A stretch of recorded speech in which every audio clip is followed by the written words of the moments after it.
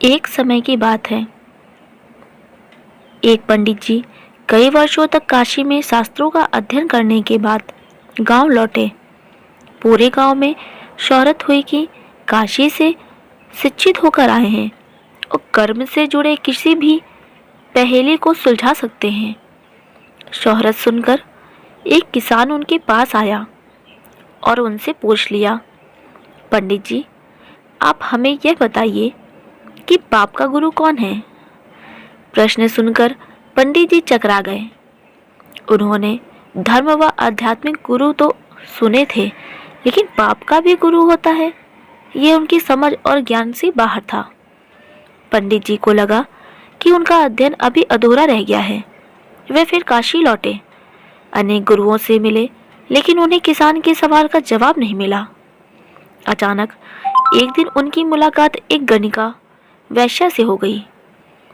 उसने पंडित जी से परेशानी का कारण पूछा तो उन्होंने अपनी समस्या बता दी। गणिका बोली, पंडित जी, इसका उत्तर है तो बहुत सरल, लेकिन उत्तर पाने के लिए आपको कुछ दिन मेरे पड़ोस में रहना होगा। पंडित जी इस ज्ञान के लिए ही तो भटक रहे थे। वे तुरंत तैयार हो गए। गणिका ने अपने पास ही उनके रहने की अलग से व्यवस्था कर दी। पंडित जी किसी के हाथ का बना खाना नहीं खाते थे। अपने नियम आचार और धर्म परंपरा के कट्टर अनुयायी थे। गणिका के घर में रहकर अपने हाथ से खाना बनाते खाते। कुछ दिन तो बड़े आराम से बीते, लेकिन सवाल का जवाब अभी नहीं मिला। वह उत्तर की प्रतीक्षा में रहे।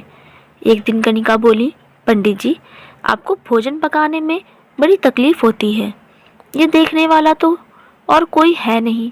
आप कहें तो नहा धोकर मैं आपके लिए भोजन तैयार कर दिया करूं।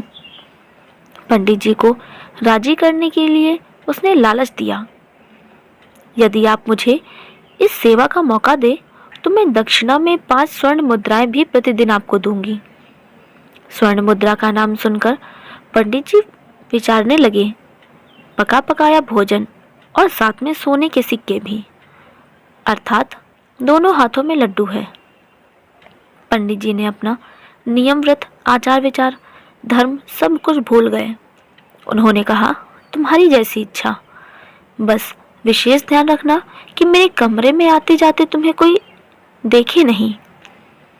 पहले ही दिन कई प्रकार के पकवान बनाकर उसने पंडित जी के सामने परोस दिया, पर जो ही पंडित जी ने खाना चाहा, उसने सामने से परोसी हुई थाली खींच ली। इस पर पंडित जी क्रुद्ध हो गए और बोले, ये क्या मजाक है। गणिका ने कहा, ये मजाक नहीं है पंडित जी, यह तो आपके प्रश्न का उत्तर है।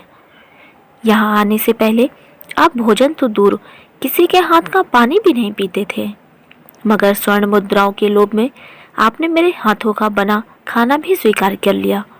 यह लोभ ही पाप का गुरु है। वीडियो अच्छी लगी हो तो वीडियो को लाइक ज़रूर करें और चैनल को सब्सक्राइब करें। धन्यवाद।